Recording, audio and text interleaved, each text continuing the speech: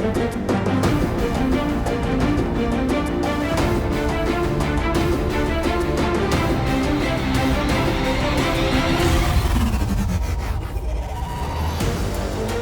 විදුලි පුද්ගලික සමාගමේ දුරස්ථ අධ්‍යාපන කේන්ද්‍රයට ඔබ සාදරයෙන් පිළිගන්නවා. මම විදුලි ඉංජිනේරු හසිත් ලියනගේ. ලංකා විදුලි පුද්ගලික සමාගම ඔබ අප කවුරුත් හඳුනන LECO එක.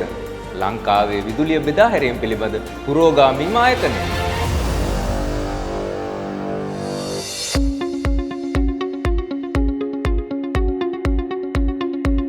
දැන් කණුවේ ඉහළට නැග යන කාර්මික ශිල්පියා තමාට පැවරූ රාජකාරී ආරම්භ කරනවා. ඒ වගේම තමා පහළ සිටින කාර්මික ශිල්පීන් ඒ ආකාරයෙන්ම සැලසුම් කළ පරිදි තමාගේ රාජකාරී ආරම්භ කරනවා. ඒ එක රාජකාරියක් තමා DDLO එක පිරිසිදු කිරීම. මොකද DDLO එක කියන්නේ ෆියුස් එකක්.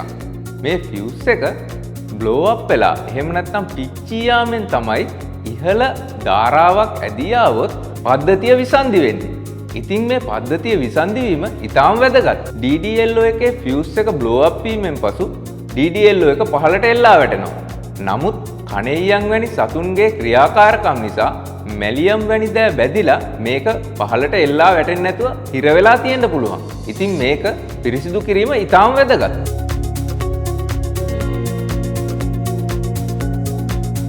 කණුවේ ඉහළට නැග යන කාර්මික ශිල්පියා කණුවේ ඉහළ සිට පහළට දැන් නඩත්තු කටයුතු ආරම්භ කරනවා. එහිදී ඔහු ඉන්සියුලේටර් ඊට පස්සේ රැහන් මාර්ගය ඒ වගේම ප්‍රීෆෝම් ඒ වගේ තත්ත්වය පරීක්ෂා කර පිරිසිදු කරනවා. ඉන්පසු කනෙක්ෂන් කේබල් ටික පරීක්ෂා කරනවා. එතනින් විදුලිය පැමිණෙන්නේ සර්ජ් ඇරෙස්ට් එකට. මොකද්ද මේ සර්ජ් ඇරෙස්ට් එක? අකුණක් ඇතිවීමේදී අධිවෝල්ටීයතාවයක් රැහන් මාර්ගයට ප්‍රේෂණය වෙනවා. ඉතින් මේ අධිවෝල්ටීයතාවය මගින් රැහන් මාර්ගයට සම්බන්ධ කරලා තියෙන උපකරණ වලට හානියක් වෙන්න පුළුවන්. මේ හානිය වළක්වා ගැනීමට අධිවෝල්ටීයතාවය භූගත කර යුතුයි. මේ භූගත කිරීමට යොදා ගන්නා ආරක්ෂක උපාංගය තමයි සර්ජ් ඇරෙස්ට් එක. ඉතින් මේ සර්ජ් ඇරෙස්ට් එකේ තත්ත්වය පරීක්ෂා කිරීමත් ඒකට සම්බන්ධ වෙලා තියෙන එර්ත් කනෙක්ෂන් වල සම්බන්ධතාවය පරීක්ෂා කිරීමත් ඉතාම වැදගත්. අකුණක් හේතුවෙන් සර්ජ් ඇරෙස්ට් එක පිළිස්සී තිබුණොත් එය රීප්ලේස් කිරීම ඉතාම වැදගත්. ට්‍රාන්ස්ෆෝමරේ නඩත්තු කටයුතු සඳහා ඉහළට නැග යන කාර්මික ශිල්පියා ලැඩ එක මත හෝ ක්‍රොස් ආම් එක මත සිටගෙන වැඩ කරනවා. නමුත් ට්‍රාන්ස්ෆෝමර් බෙඩ් එක මත නගින්නේ නැහැ. මොකද ට්‍රාන්ස්ෆෝමර් බෙඩ් එක මත ඉඳගෙන වැඩ කරොත් එයට හානි සිදු වෙන්න පුළුවන්. මොකද ට්‍රාන්ස්ෆෝමර් බෙඩ් එකේ තමා HV සහ LV කනෙක්ෂන් තියෙන්නේ. ට්‍රාන්ස්ෆෝමරයට අදාළ උපාංග සම්බන්ධ වෙන්නේ කනෙක්ෂන් වයර් මගින්.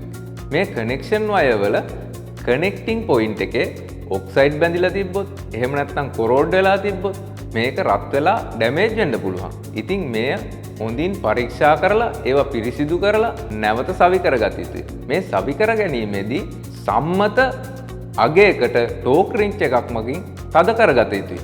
ට්‍රාන්ස්ෆෝමර් මේන්ටනන්ස් එකකදී තවත් වැදගත්ම මේන්ටනන්ස් කිරීමේ දෙයක් තමයි ට්‍රාන්ස්ෆෝමර් බුෂින් පිරිසිදු කිරීම.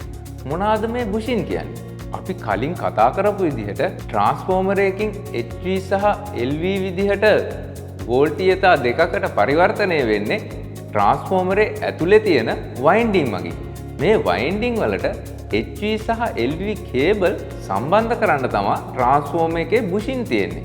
මේ බුෂින් HV බුෂින් එක ඊටාම උසිනුත් LV බුෂින් එක පහළිනුත් තමයි තියෙන්නේ. මොකද HV වල හයි වෝල්ටීයතාවය දරා ගැනීමටත් LV වල එච්චර වෝල්ටීයතාවයක් නැති නිසා තමයි මෙහෙම සයිස් දෙකකින් තියෙන්නේ. ඒ වගේම තමයි ට්‍රාන්ස්ෆෝමර් එක කැපැසිටි එක තීරණය වෙන්නේ ඒකේ තියෙන වෝල්ටීයතාවය සහ ධාරාවේ ගුණිතයෙන්.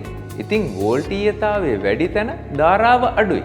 වෝල්ටීයතාවය අඩු තැන ධාරාව වැඩි.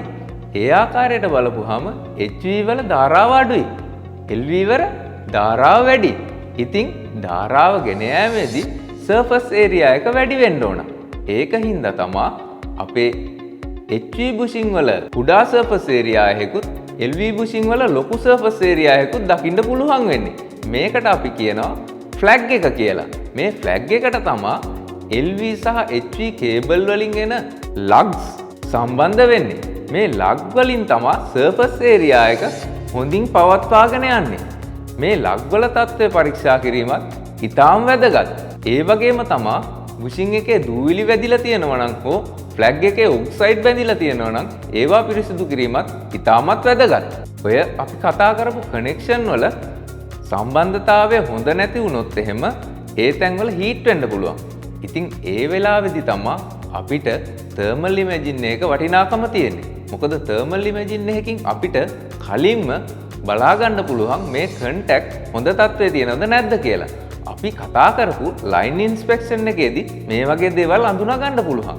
මේ අඳුනාගත් දේවල් නිවැරදි කිරීම මේ මේන්ටනන්ස් එකකදී ඉතාම වැදගත්.